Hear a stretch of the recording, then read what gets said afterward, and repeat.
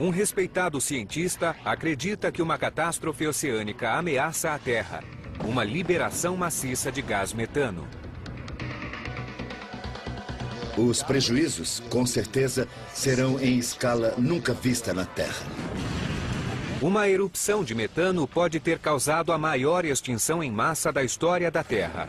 Aconteceu no passado e pode muito bem acontecer outra vez.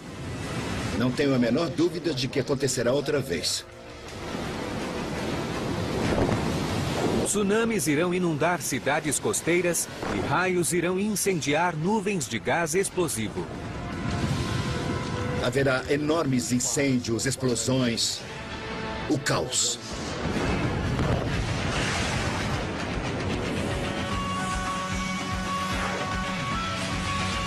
Explosão de metano em mega desastres.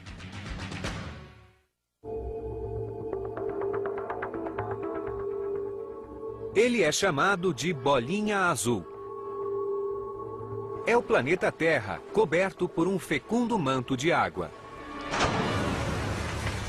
Mas escondida no fundo dos oceanos, pode haver uma bomba relógio.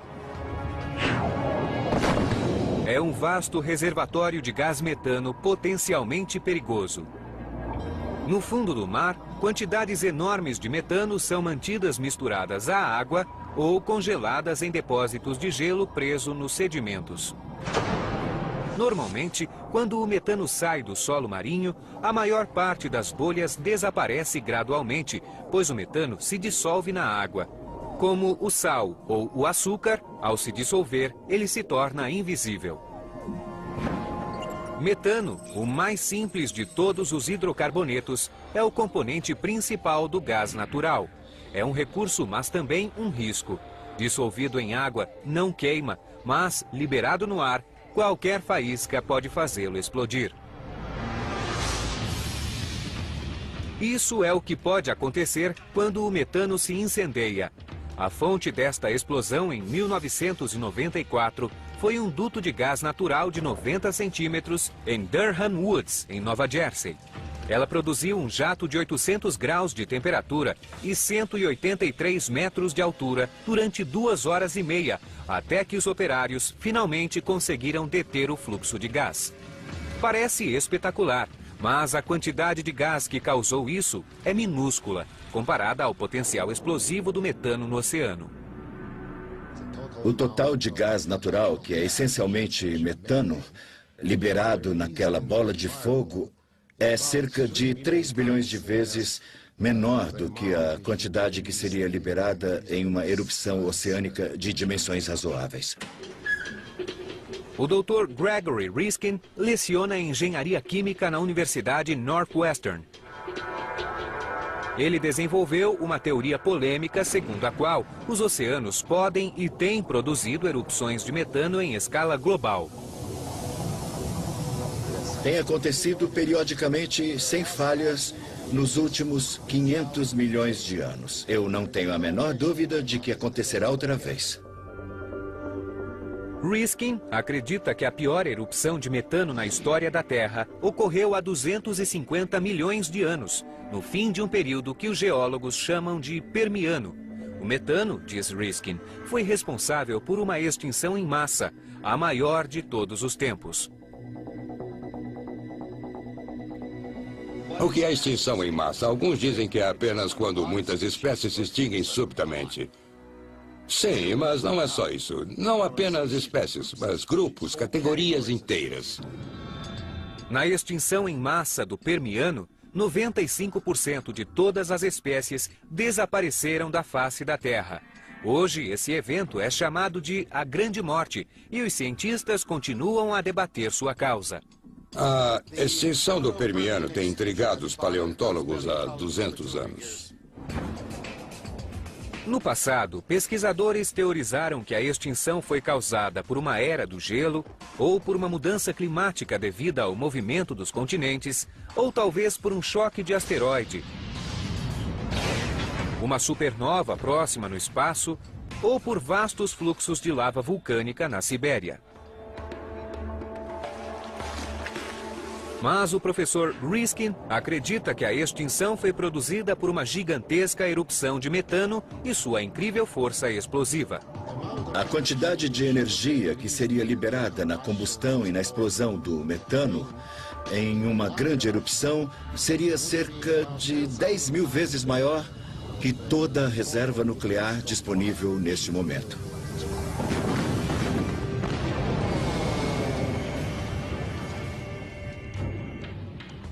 Antes da extinção do Permiano, a Terra era um planeta bem diferente do que é hoje. A maioria dos continentes estava unida em uma única e gigantesca massa de terra chamada Pangeia. Muito antes dos dinossauros, répteis do tamanho de tigres, providos de barbatanas, viviam em florestas primitivas e anfíbios semelhantes a crocodilos habitavam os pântanos.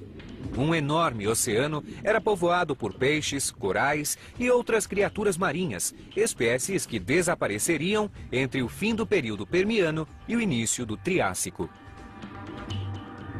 Na transição do período Permiano para o Triássico, a situação geográfica era especialmente favorável para o oceano estagnado. Uma depressão estagnada na parte mais baixa do oceano é um dos primeiros ingredientes para a geração de erupções de metano. A teoria de Riskin funciona assim. Bolsões profundos no oceano permitem que o metano se acumule por longos períodos. Centenas de milhares de anos, talvez até 1 milhão de anos, até que finalmente a água se torne saturada com metano dissolvido. O metano vem do solo marítimo, onde micróbios se alimentam de matéria orgânica e produzem metano como subproduto. Na maior parte do oceano, as correntes movimentam as águas e ajudam a prover oxigênio para outros micróbios que consomem metano, evitando que ele se acumule. A maior parte do fundo oceânico é bem ventilada. Em outras palavras, o movimento é vagaroso, mas é movimento. Mas onde não há movimento, a água fica estagnada e se torna anóxica, isto é, com muito pouco oxigênio. Assim, micróbios que se alimentam de metano não conseguem viver ali. E o gás se dissolve lentamente na água. As águas profundas criam alta pressão.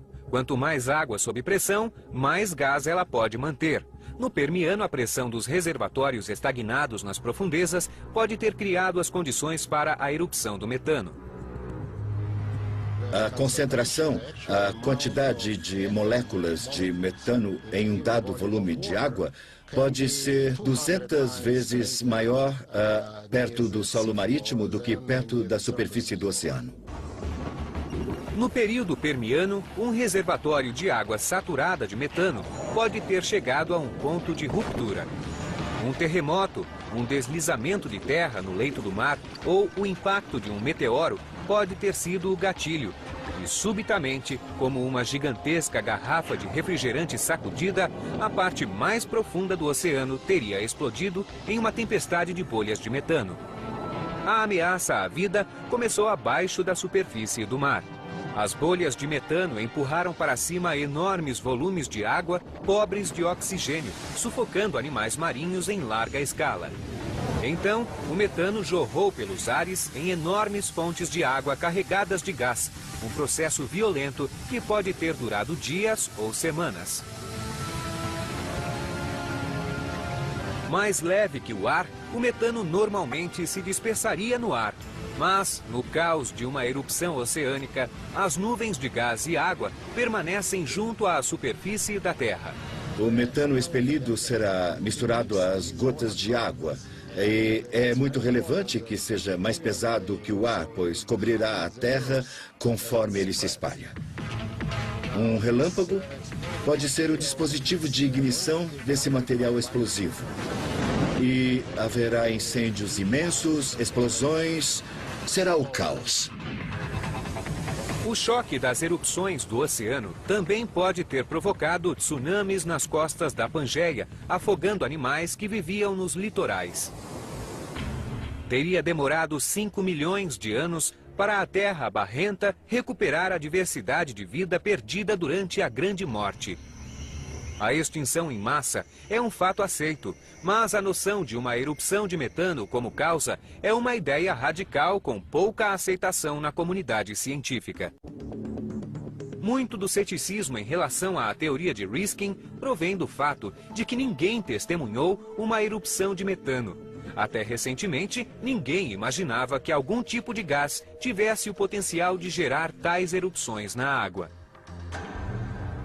Mas isso mudou em 1986, quando em um lago nas montanhas de Camarões, na África, houve uma explosão de gás carbônico totalmente inédita à experiência humana. Nunca pensamos em um lago se elevando e matando uma quantidade maciça de gente. Foi um fenômeno muito raro.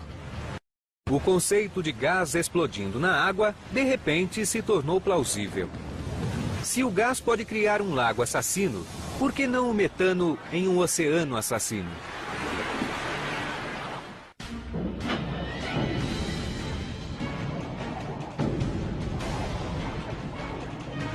A ideia de uma violenta erupção de metano em um dos oceanos do mundo parecia ficção científica, até que algo muito semelhante aconteceu.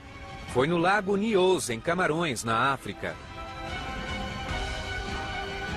Em 1986, no Lago Nyos, aconteceu uma coisa que nunca acontecera em lagos. Houve uma tremenda erupção de gás carbônico acumulado no lago.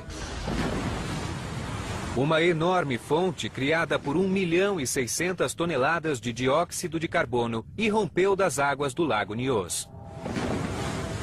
Esse gás, ao irromper do lago, produziu tanta energia que gerou uma fonte de água e gás de mais ou menos uns 100 metros de altura. E encheu completamente o lago. E como o CO2 é quase 2 vezes mais pesado do que o ar, ele transbordou pelo vertedouro e chegou aos vales, onde matou pessoas a 26 quilômetros do lago. 1.700 aldeões e todos os seus rebanhos morreram, sufocados por gás carbônico, que chegou a concentrações de quase 100%. Na atmosfera, o gás carbônico tem uma concentração de cerca de 0,3%, ou 0,03%. O ser humano só é ameaçado por concentrações a cerca de 10 ou 15%. Neste ponto, é produzido um bloqueio da epiglote e a traqueia se fecha rapidamente, causando assim morte por sufocação. A história está cheia de histórias de vulcões, terremotos e tsunamis. Mas nunca se registrara algo como a explosão de gás no Lago Nyos. Antes, parecia impossível que acontecesse esse tipo de erupção em um lago. Pelo menos nunca ocorrera antes. Os cientistas descobriram que bem abaixo do solo do Lago Nyos, um bolsão de magma quente gera gás carbônico que sobe para o fundo do lago, onde permanentemente se dissolve na água. O gás é mantido sob a alta pressão das águas profundas, mas se a pressão é liberada, o gás se solta. Exatamente o mesmo princípio que ocorre em uma garrafa de champanhe. Em qualquer garrafa contendo gás dissolvido, como a de champanhe, nós não vemos o gás, porque a pressão da tampa mantém o gás no líquido. Mas quando nós tiramos a pressão, nós tiramos a pressão do gás, ou seja, a rolha, aí o gás fica livre para se expandir rapidamente e produzir essa tremenda explosão. Daí o gás sai do líquido com muita força de expansão. No Lago Nyos, o peso da água agia como a rolha da garrafa e foi removido por um súbito desequilíbrio. Kling e outros acreditam que um deslizamento de terra pode ter sido o gatilho, mas foi o gás que criou o perigo. O que ocorreu no Lago Nyos foi que havia altas concentrações de CO2 nas águas profundas, acumulado por um longo período de tempo. E ninguém sabia disso, nós não sabíamos que isso era tão perigoso. A presença de gás perigoso sob pressão em águas profundas era um fenômeno raro. Poderia existir em outro lugar? Além de Nyos, os pesquisadores descobriram que esse gás também se acumula nos lagos africanos de Monum e Kivu, A descoberta fez os cientistas se perguntarem se isso poderia ocorrer novamente. A erupção no Lago Nyos levantou uma questão na comunidade científica, uma verdadeira explosão de ideias sobre onde mais poderia ter acontecido e, mais especificamente, se poderia haver esse mesmo tipo de enorme erupção de gás no oceano. Mas essa ideia de que depósitos de metano similares no oceano podem causar erupções catastróficas ainda não foi aceita pela maioria dos cientistas. Neste momento, minha teoria não é muito popular, o que é perfeitamente compreensível dada sua natureza radical. Como engenheiro químico que estuda matérias normalmente do domínio de geólogos e paleontólogos, o professor Riskin enfrenta dificuldades para ser aceito. O seu trabalho não é reconhecido pela maioria e nem é bem-vindo na comunidade. Eu não vejo muitas pessoas citando a tese como uma coisa verossímil. A ciência se tornou tão ampla que atualmente não há ninguém no mundo que entenda todos os seus aspectos. Quando um forasteiro como eu tenta entrar no território de outras pessoas, elas reagem de modos diferentes. Uma objeção à teoria de Riskin é que o mar aberto não pode acumular metano suficiente para atingir proporções explosivas.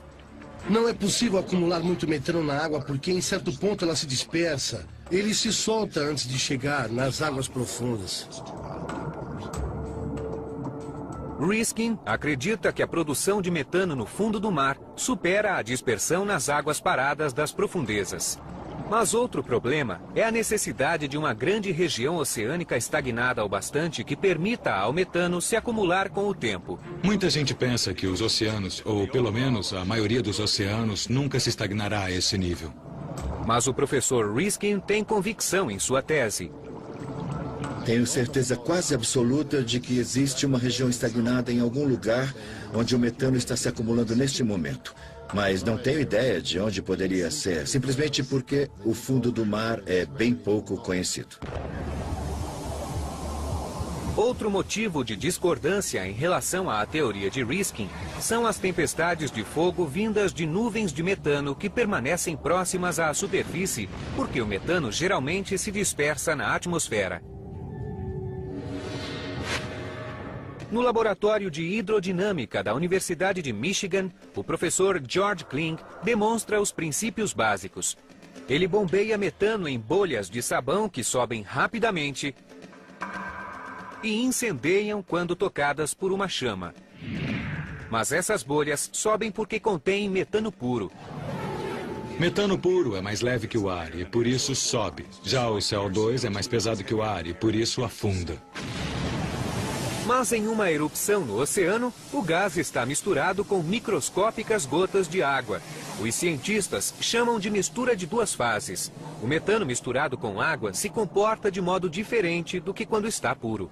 Quando o metano sai, se for realmente metano puro, sem impurezas, ele começará a subir. Mas essa mistura de gás e água aumenta a densidade do metano a tal ponto que ele não flutuará simplesmente como um balão de ar quente. É possível que se incendeie rápido na atmosfera. E nesse caso, não é preciso se preocupar com a sua dispersão. Uma grande explosão de gás não é a única ameaça que o metano sobe do solo marinho em muitos lugares do mundo. Os locais onde aparecem rastros de bolhas de gás são chamados de infiltrações de metano. Esses rastros podem alcançar alturas de centenas de metros, depois desaparecem, porque o metano gradualmente se dissolve na água. Em alguns casos, o gás vem de micróbios sedimentares que, de acordo com Riskin, podem aos poucos gerar gás suficiente para uma erupção oceânica.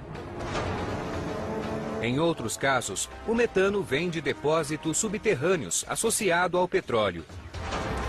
Este é o gás natural usado para aquecer casas e cozinhar. Geralmente precisamos perfurar fundo para obtê-lo, mas às vezes ele surge de pequenas fendas no solo oceânico. Vamos para a infiltração Trilogy, que fica ao sul de Coal Oil Point. O Dr. Ira Leifer estuda infiltrações de metano para o Instituto de Ciência Marinha na Universidade da Califórnia, em Santa Bárbara. Ele examina que proporção do metano liberado do solo marinho permanece dissolvido na água e que proporção borbulha para a superfície e é liberado no ar. Essas bolhas saturam a água como a Coca-Cola e o metano não consegue mais entrar na água depois de um tempo porque ela já tem muito metano. Aqui, as águas rasas e correntes ativas permitem que o metano saia em bolhas, em vez de ficar preso sob pressão. O metano é leve, sobe rápido. E, neste momento, há uma fumaça invisível de metano que está subindo em direção ao céu. Seu barco flutua sobre a infiltração e Leifer verifica o nível de concentração do metano ao seu redor. Estamos com cerca de 4 ppm, 4 partes por milhão de metano no ar neste local. O que é o dobro do padrão, porque há muita infiltração, mas está baixo. Agora estamos sobre uma área com mais bolhas. Estamos a 6, 7, 10, 20, 30, 50, 55 ppm. Em minutos, a medição salta de 55 para 5.000 partes por milhão. Ainda assim, seria preciso 8 vezes mais para que o gás inflamável apresentasse perigo. Chega-se ao nível explosivo mais baixo para o metano a 4%, que é 40.000 ppm, partes por milhão. No rastro onde estivemos hoje, os níveis de metano não são suficientes para que se incendeie, mas quando sobem baforadas, chegamos ao nível explosivo mais baixo. Em tal situação, se você estiver fumando um cigarro, está tudo bem, mas não acenda outro. Infiltrações de gás metano também podem surgir de um material incomum chamado hidrato de metano, uma substância pouco conhecida que se forma em profundezas do oceano abaixo de 500 metros. Hidrato de metano é uma forma de gelo na qual o gás metano fica preso na matriz de gelo. O hidrato começa com gás metano dissolvido na água do mar. Quando a água congela, ela cria uma rígida jaula de moléculas de gelo em torno de cada molécula de metano. O processo ocorre só na baixa temperatura e alta pressão dos oceanos profundos. É muito parecido com o gelo normal, mas se você colocar fogo, ele incendeia.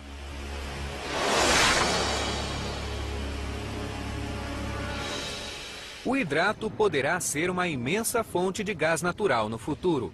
O gás natural normalmente é bombeado de bolsões no subterrâneo e o suprimento é limitado. Vastos depósitos de hidrato de metano estão enterrados em sedimentos no oceano.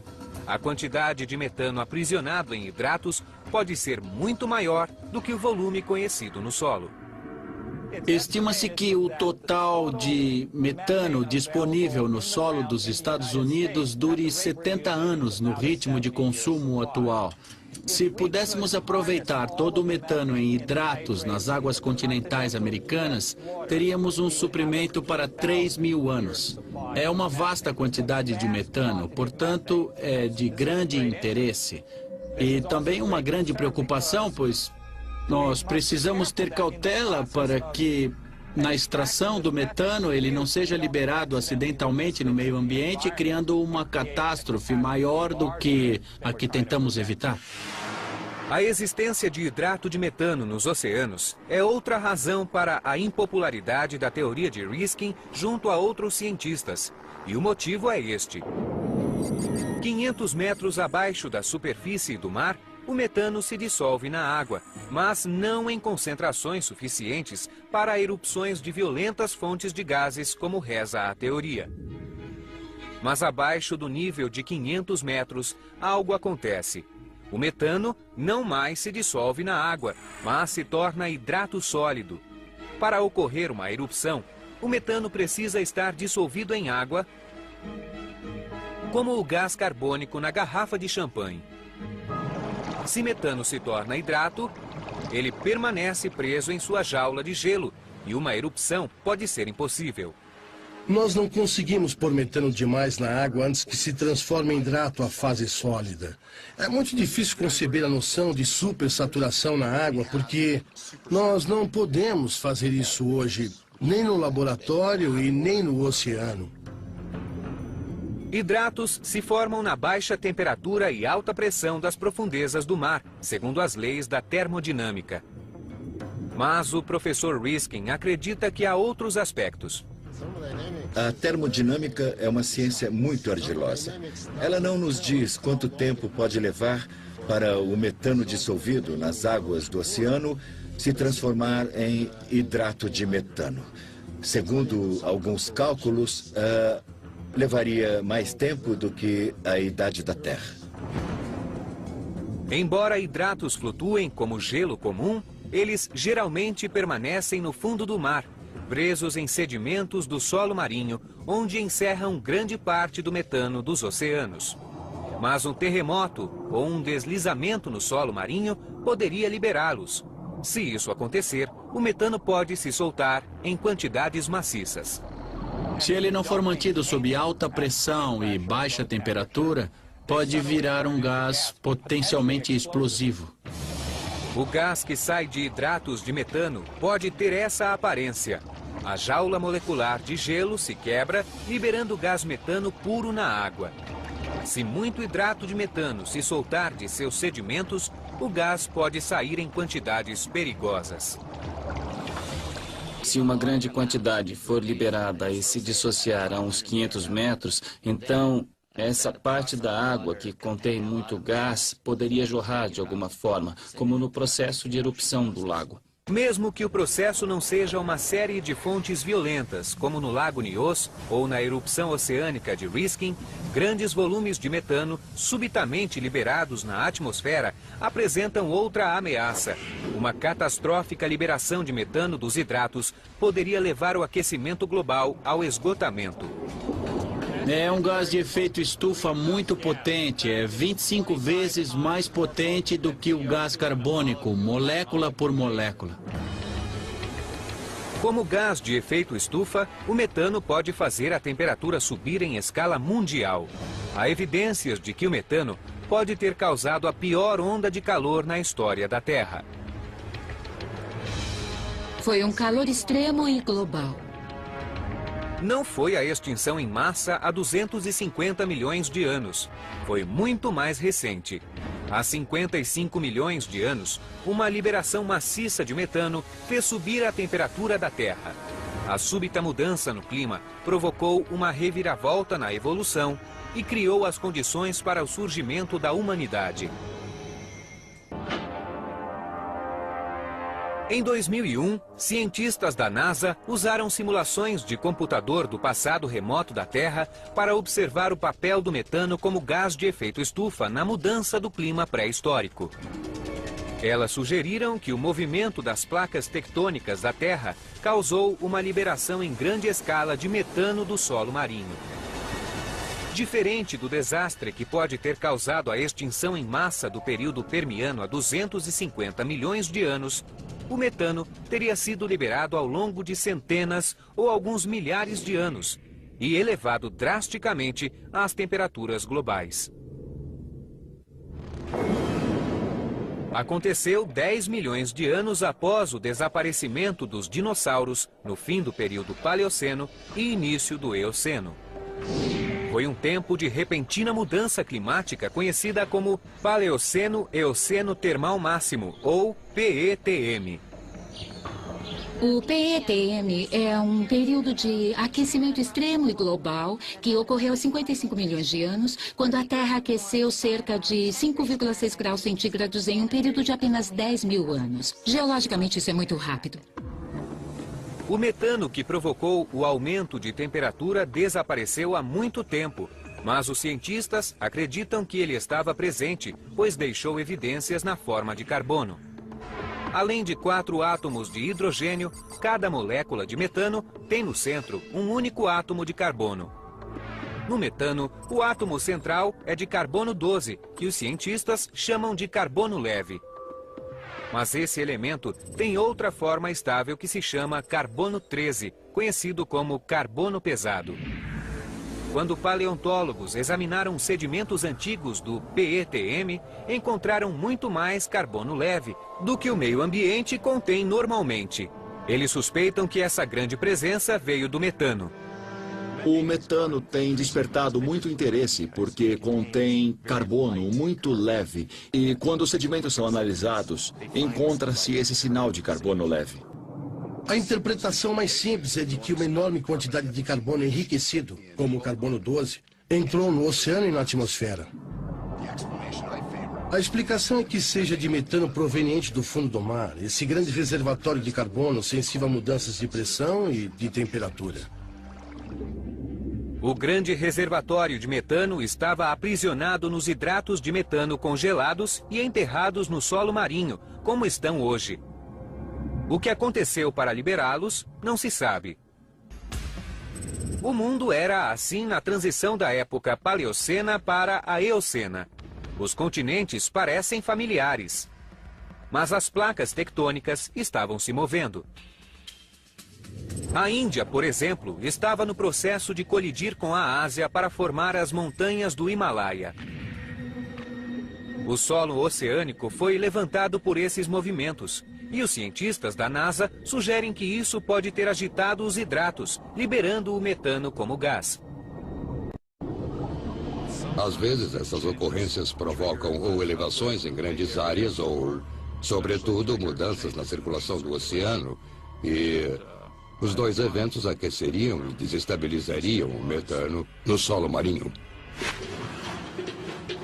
O metano teria borbulhado dos hidratos e chegado à atmosfera, onde gradualmente teria se transformado em gás carbônico. Tanto o metano quanto o gás carbônico são poderosos gases de efeito estufa. Eles elevam a temperatura, o que desestabiliza mais metano, e logo haveria um processo de fuga constante até exaurir o metano acumulado. A elevação da temperatura no mundo todo mudou a face do planeta. Se você viesse à Terra durante o PETM há 55 milhões de anos, veria que em Wyoming, em vez das condições de aridez, haveria uma vegetação mais parecida com a do Panamá hoje, com florestas subtropicais exuberantes. Foi a época em que apareceram cavalos e primatas, nossos ancestrais. E vários outros grupos de mamíferos modernos surgiram. A Terra aquecida mudou o rumo da evolução e produziu novas espécies que levaram diretamente para a ascendência do homem. Florestas densas chegaram ao Ártico e animais pequenos e estranhos se desenvolveram. Mas as mudanças ambientais na transição do Paleoceno para o Eoceno também tiveram perdas. No limite entre Paleoceno e Eoceno, no fundo do mar, houve uma extinção em massa. Muitos organismos se extinguiram. Para eles, foi o fim. Um aquecimento na escala vista do PETM seria considerado uma catástrofe global se acontecesse hoje. Se a teoria de Riskin estiver correta e o metano for liberado subitamente de um reservatório oceânico estagnado, o desastre seria imediato e muito mais violento. Uma fonte enorme e um grande volume de metano seria expelido do oceano através dessas fontes. Poucos cientistas acham provável uma erupção em escala global no mar aberto, mas há outras porções de água onde o fenômeno pode ocorrer em escala menor. O Mar Negro, por exemplo, está sendo estudado pelo conteúdo de metano.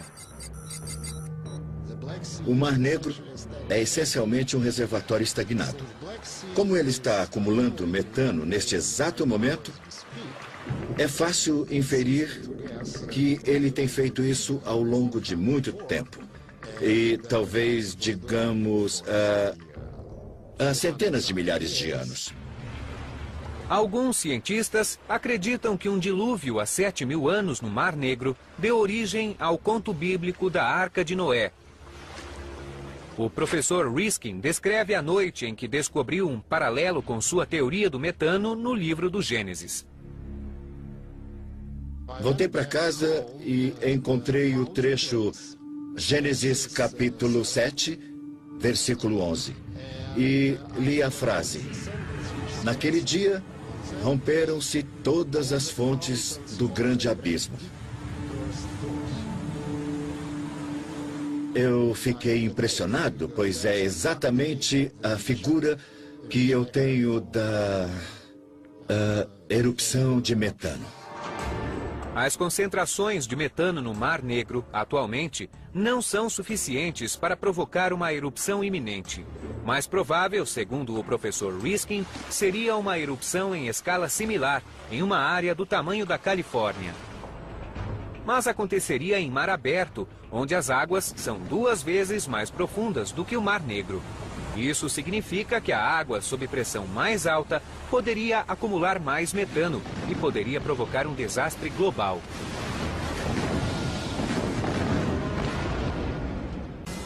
A longa história da vida sobre a Terra é dividida em períodos, épocas e outros segmentos, cada qual marcando uma extinção ou outra mudança na evolução.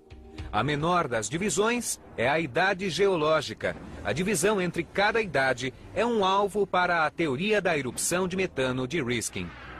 Na minha opinião, cada divisão entre as idades, que é marcada por uma grande ou pequena extinção em massa, é resultado de um evento catastrófico. Eu penso que esse evento é a erupção oceânica provocada por metano, porque não há outro mecanismo simples na face da Terra que leve a esse tipo de destruição recorrente de grande parte da vida no nosso planeta. Nos últimos 500 milhões de anos, há uma extinção em massa a cada poucos milhões de anos. A última erupção oceânica provavelmente aconteceu há uns 800 mil anos. Ou seja, talvez nosso prazo já tenha vencido. Nós não sabemos se acontecerá amanhã, ou daqui a 1000 ou 5000 anos. Nós não sabemos. Também não sabemos onde poderia acontecer. Outros cientistas concordam com Riskin quanto ao pouco conhecimento do fundo oceânico. Se existe ali um reservatório estagnado contendo metano, ainda não foi identificado. O solo marinho inteiro não foi bem explorado. Até hoje não entendemos quase nada dos processos que ocorrem ali. A pesquisa é difícil, é cara e não tem recebido investimentos. Sem saber onde há reservatórios estagnados, a próxima erupção, se ocorrer, pode ser em qualquer lugar. Uma erupção de metano no Pacífico, por exemplo, pode colocar em perigo toda a costa oeste dos Estados Unidos. Começaria na parte mais profunda do oceano se a água saturada de metano fosse agitada por um terremoto. Com o gás subindo em bolhas, haveria uma grande reação em cadeia, forçando fontes de metano e água para a superfície ao longo de uma área do tamanho da Califórnia. Essa mistura de gás e água, produzida pelas fontes, irromperia no local e correria em todas as direções, sobre a superfície do mar, a grande velocidade. Tsunamis chegariam à costa oeste dos Estados Unidos, por exemplo, e, digamos, no Havaí, em pouco tempo, talvez algumas horas. O desastre na Indonésia em 2004 despertou a costa oeste para o perigo de tsunamis. A cidade de Encinitas, no norte de San Diego, tem placas de alerta perto da praia, ainda que ali o risco seja considerado moderado. Isso porque a maioria dos tsunamis é provocada por terremotos. Mas este seria bem diferente. Os tsunamis não seriam de um só golpe ou dois, como geralmente são. Eles durariam talvez dias, talvez semanas. Uma simulação em pequena escala em um tanque do Laboratório de Hidrodinâmica da Universidade de Michigan ilustra os efeitos de tsunamis provocados por contínuas fontes de metano. Em vez de uma ou duas ondas geradas por um terremoto, As fontes de metano enviariam ondas sucessivas contra litorais vulneráveis, pelo tempo que durassem as erupções. Tsunamis em cascata gerados por uma erupção no Pacífico atingiriam primeiro as praias americanas de San Diego. O terremoto baixo submeteria grandes metrópoles a sérios danos. Pode-se estimar que o mar subiria centenas de metros em uma grande erupção. Com tal altura, os tsunamis cobririam o centro de San Diego, deixando visíveis apenas os 25 edifícios mais altos da cidade. Atingiriam outras cidades, onde populações inteiras enfrentariam o desastre repentino. Com o tempo, o mundo todo seria afetado, pois as bolhas de metano fazem o volume do oceano se expandir e elevar o nível do mar. Então, o nível do mar em todo o mundo se elevará a cerca de 35 ou 40 metros. O metano na água levará meses para se dispersar completamente, mantendo os níveis do mar até 40 metros acima do normal. Os litorais seriam visivelmente alterados à medida que o mar invadisse o continente e inundasse áreas densamente povoadas. Em cenas que lembram o furacão Katrina, milhões de pessoas que sobrevivessem aos tsunamis seriam retiradas de suas casas em todas as cidades costeiras do mundo. Cerca de 25% da população da Terra vive em áreas litorâneas, em regiões até 100 metros acima do nível do mar. Portanto, 25% da população da Terra poderia ser afetada pela erupção apenas pelos tsunamis e enchentes. Mas enchentes e tsunamis são apenas o começo. Em seguida viriam as nuvens de água contendo metano, prontas para se incendiar assim que encontrassem uma faísca qualquer. Tempestades de fogo se seguiriam aos tsunamis em todas as cidades da costa oeste e em qualquer lugar para onde as correntes de ar levassem as voláteis nuvens de metano. Calculo que, mesmo em uma pequena erupção oceânica, essa mistura explosiva poderá cobrir a superfície inteira da Terra com uma camada de cerca de 50 metros de espessura. Mesmo confinada a uma área do oceano, o desastre que a erupção produziria seria global. Embora bilhões de pessoas morressem, a humanidade poderia escapar da extinção total. Eu acredito que grande parte da população da Terra sobreviverá. Mas os danos serão terríveis em uma escala jamais vista na Terra. O quadro desenhado pelo professor Riskin é tenebroso. Embora poucos cientistas concordem plenamente com ele, alguns consideram a hipótese. O mecanismo que ele propõe talvez não esteja correto. Alguns detalhes também podem não estar corretos. Mas a hipótese principal é boa e plausível. A teoria que prevê erupções regulares de metano pode parecer improvável. E se apenas uns poucos a consideram plausível, vale a pena levá-la em consideração? Mesmo se houver só uma pequena chance de uma coisa dessas acontecer, as consequências são tão desastrosas que certamente merece investimentos em todos os níveis. Só uma guerra nuclear generalizada talvez se compare. Catástrofes globais são raras, mas sabemos que em nosso planeta já ocorreram desastres terríveis.